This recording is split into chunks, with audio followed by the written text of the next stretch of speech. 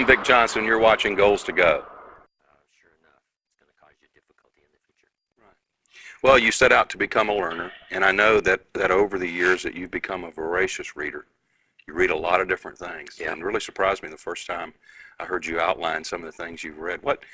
Because it's not what someone might think traditionally as personal development, but well, share your reading list or the types of things that you've read with us. The centerpiece of my library I got from a book called How to Read a Book. Okay. By Mortimer Adler. Okay.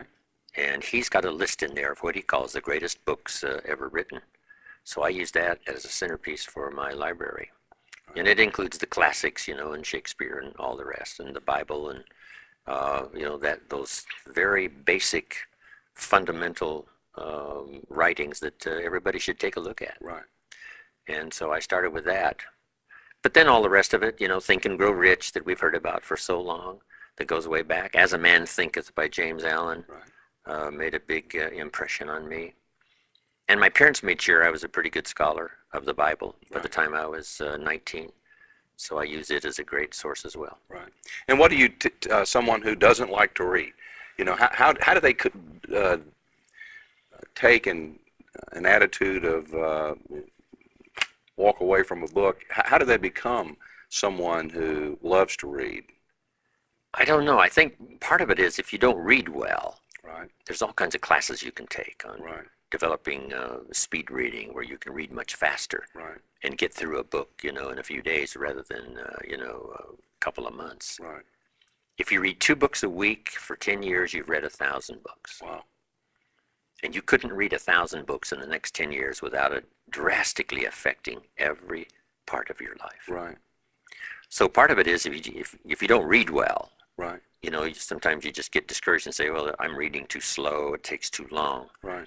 But even if you read slow, you just have to do it every day and push yourself to read a little faster and read a little faster. But these classes, John Kennedy, when he was president, insisted that every member of his staff went through a speed reading course. Right. Evelyn Wood, who her course became famous. And because he understood the value of everybody expanding their mind and their knowledge. And not that you do everything you read, but just the resource in terms of knowledge, awareness, understanding right. is powerful. Right. So, I'm engaged in some type of reading program. I've become a learner. Obviously, at the point you found yourself, you had some negative habits. Mm-hmm. That came to light pretty quickly, probably, with Mr. Shove. Well, my most severe negative habit was, lack of having a good financial plan. So he said, show me your financial plan. I said, I don't have a financial plan. I'm just struggling to pay my bills. And I get a little embarrassed when a creditor calls and says, hey, you told us the check was in the mail. And he said, well, evidently the last 6 years, I'd been working 6 years before I met him. I quit school when I was 19. Right. Went to work. I'm now 25. That's 6 years. And I just didn't have a good financial plan. So I changed all of that, starting at age 25. And by age 31, 32, I was a millionaire. Okay. The difference can be so dramatic. Right. And whether you've neglected a financial plan, or whether you've neglected your health, or whether you've neglected your relationships, and the quality of the relationship is okay, you're getting by, but maybe there's 75% of it you haven't explored in terms of value and promise for the future. Any neglect is worth taking a look at and see if you can't find some ways to remedy. When you're 25, 26 years old, you've seen a side of life you've never seen before. You certainly saw where you wanted to go. How did you develop the belief inside that you could get there? Because you went in a relatively 6 years. I mean, goodness gracious, who wouldn't trade 6 years to go from broke to millionaire? That was a fast track. Part of that was learning the ability to attract other people. You can't do it by yourself, earn that kind of money, or make the investments that, make that kind of return.